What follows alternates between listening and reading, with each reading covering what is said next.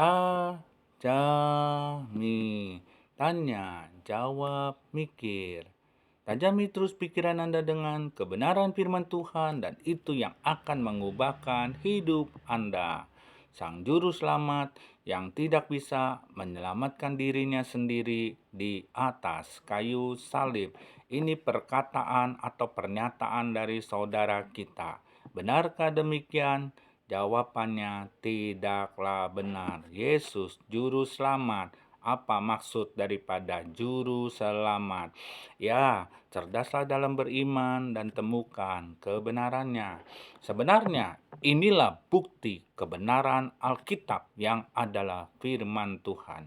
Yang pertama, supaya saudara kita tahu dan mengetahui bahwa Yesus yang mati di atas kayu salib, dan itu bukti kebenaran Alkitab yang adalah firman Tuhan.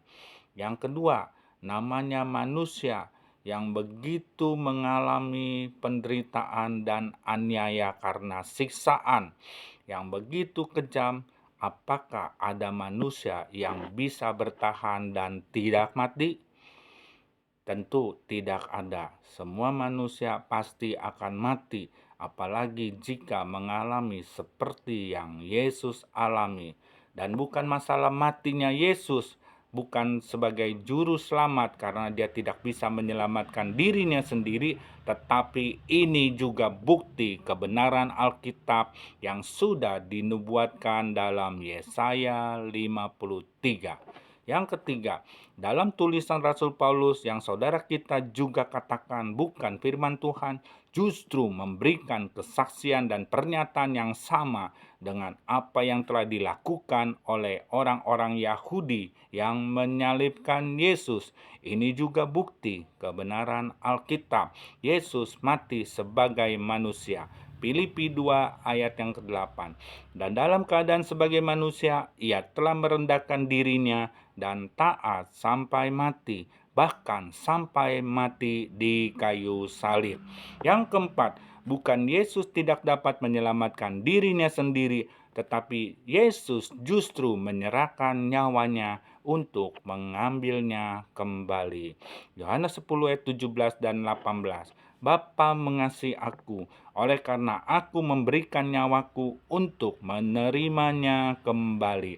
Tidak seorang pun mengambilnya daripadaku, melainkan aku memberikannya menurut kehendakku sendiri. Aku berkuasa memberikannya dan berkuasa mengambilnya kembali. Inilah tugas yang kuterima dari Bapakku dan terbukti Alkitab benar adanya. Yesus bangkit dan hidup, nyawanya bisa diambil kembali karena Dia berkuasa. Bukankah ini berarti selamat?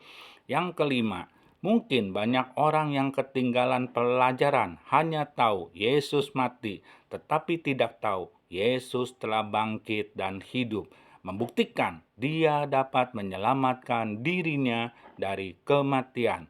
Maut sudah dikalahkan olehnya. Yesus bangkit dan hidup, bukti Dialah juru selamat dunia.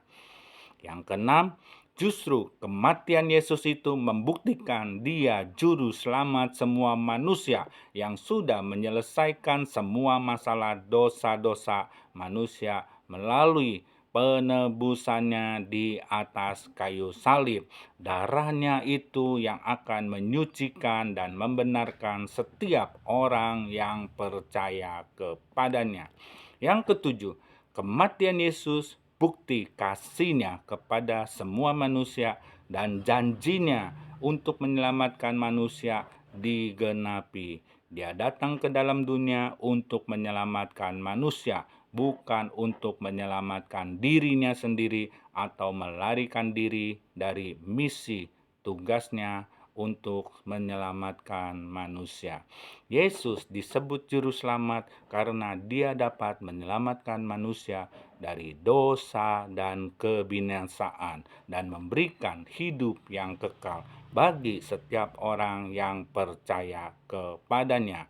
Percayalah Hanya Tuhanlah juru selamat. Hanya Tuhanlah yang mengasihi manusia. Hanya Tuhanlah yang mau menyelamatkan semua manusia dan tidak ingin seorang pun binasa. Amin.